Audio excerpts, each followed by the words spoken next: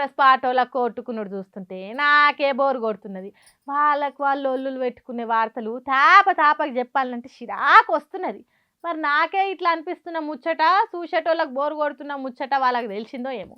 ఈసారి కొద్దిగా చేంజ్ చేసిండ్రు లొల్లిని. రొటీన్ రొడ్డ కొట్టుడు కాకుండా వెరైటీగా చేసిండ్రు.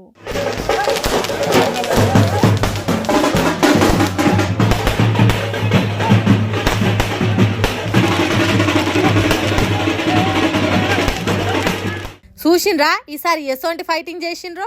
ఐటీ మంత్రి శ్రీధర్ బాబు బాడీ గార్డులను కొట్టిండ్రు. కింద పడేసి పిడుగుద్దులు గుద్దేతందుకు చూసిండ్రు. కొందరైతే మీదికే ఉరికి గుడ్లూరుమే తట్టు చూసిండ్రు. ఏమన్నా ఎక్కువ తక్కువ మాట్లాడితే పొట్టు కొడతామన్నట్టు చేసిండ్రు. పాపం మంత్రికి రక్షణ ఉండేతానికి వస్తే వాళ్ళ రక్షణకే దిక్కు లేకుండా చేసిండ్రు కాంగ్రెస్ వాళ్ళు. కాంగ్రెస్ పార్టీల గ్రూప్ రాజకీయాలల్లా వాళ్ళే కొట్టుకున్నట్ల ఏం కిక్కు ఉంటలేదు అనుకున్నారో ఏమో. ఈసారి ఏకంగా సెక్యూరిటీ మీద దాడికి దిగబడ్డారు. మరి ఎట్లొచ్చిందో ఏం పాడో లొల్లి కానీ నందిగామ మాజీ ఎంపీటీసీకి ఆ బాడీగార్డ్ మీద కోపం సర్రునొచ్చిందట. ఆవేశంతో పోయి కింద పడేటట్టు నెట్టేసి ఇష్టం ఉన్నట్టు తిట్టి ఆగం చేసిండట. రంగారెడ్డి జిల్లా షాద్నగర్ నియోజకవర్గం నందిగామ మండల సెంటర్లా నాట్రో ట్రస్ట్ అనేటోళ్ళు అంగన్వాడీ బిల్డింగ్ కట్టిర్రట. దాన్ని రిబ్బన కత్తిరించి షురూ చేసేతానికి మంత్రి గారిని రమ్మన్నారట.